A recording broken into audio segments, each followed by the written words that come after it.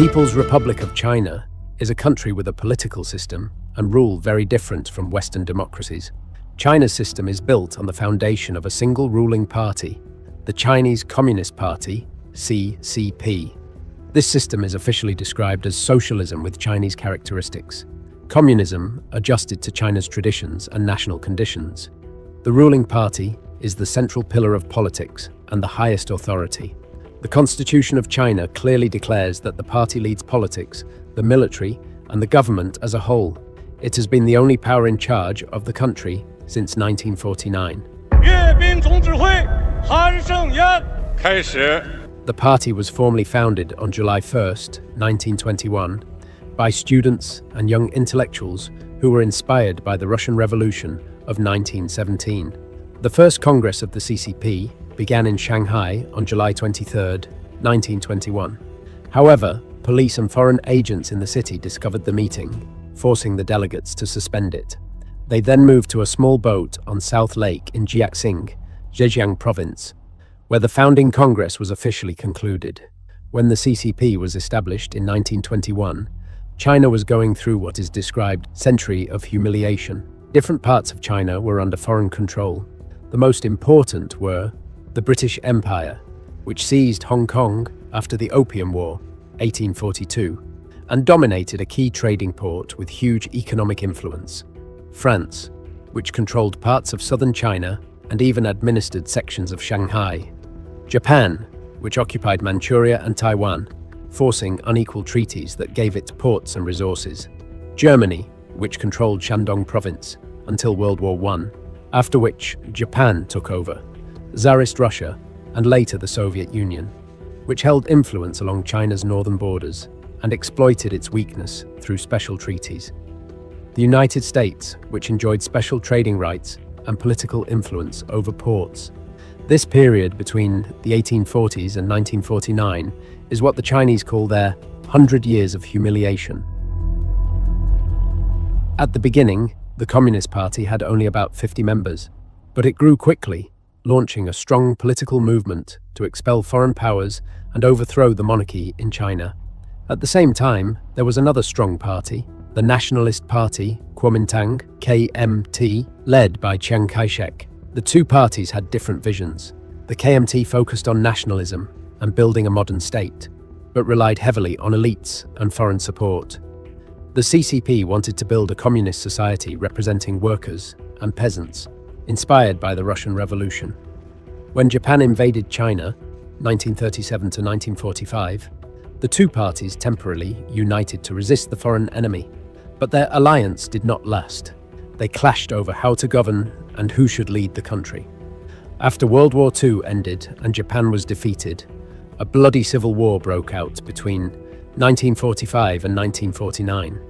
Although the KMT had a larger army and Western support, especially from the United States, the CCP gained overwhelming support from the rural majority.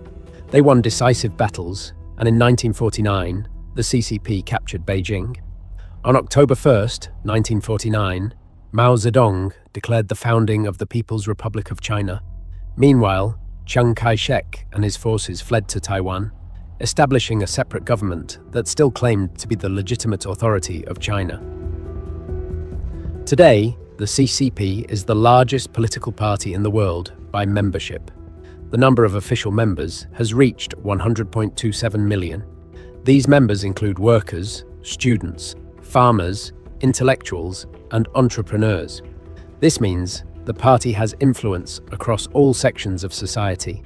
The 100 million members represent about 7% of China's total population, showing the party's enormous reach. The CCP dominates China's political system. Even the most important state institutions work under its authority.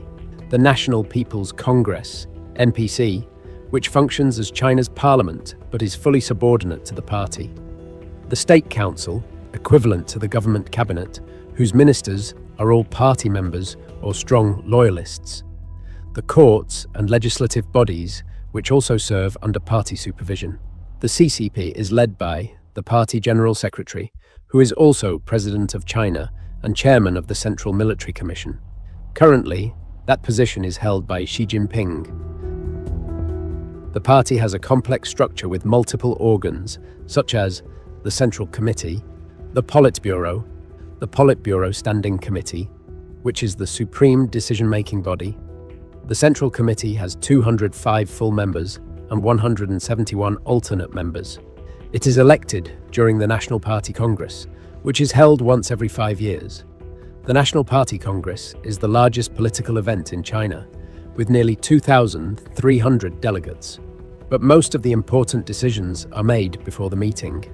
The Politburo, consisting of about 24 members, is chosen by the Central Committee.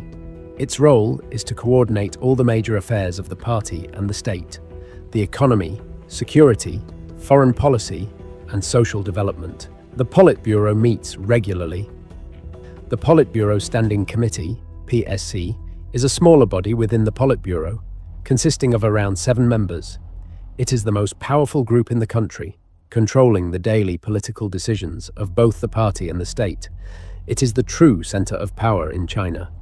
The Standing Committee is led by the General Secretary, who is the top leader of the party, currently Xi Jinping. He sets the political direction of both the party and the government. As chairman of the Central Military Commission, he is also commander-in-chief of China's armed forces. This makes him the top military leader of China. The combination of 3 roles, party general secretary, president, and military chairman, makes him the paramount leader of China.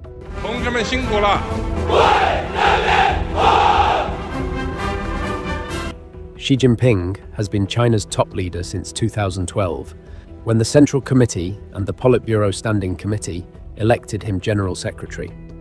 Leaders in China are prepared years in advance to ensure smooth transitions. Xi Jinping reached the highest levels of politics in 2007 when he became a member of the Standing Committee. The following year, he became Vice President of China. Between 2010 and 2012, he held important military and party positions, marking him as the chosen successor. In November 2012, at the 18th Party Congress, Xi Jinping was elected General Secretary and top military commander. In March 2013, he officially became President of the People's Republic of China. Xi Jinping is considered widely popular within the party, with few political enemies. His father, Xi Zhongxun, is respected as one of the revolutionary founders of the PRC and a hero of the anti-Japanese struggle. Xi Jinping differs from his predecessors such as Deng Xiaoping, Jiang Zemin, and Hu Jintao. Those leaders allowed more collective leadership and visible influence from the Standing Committee.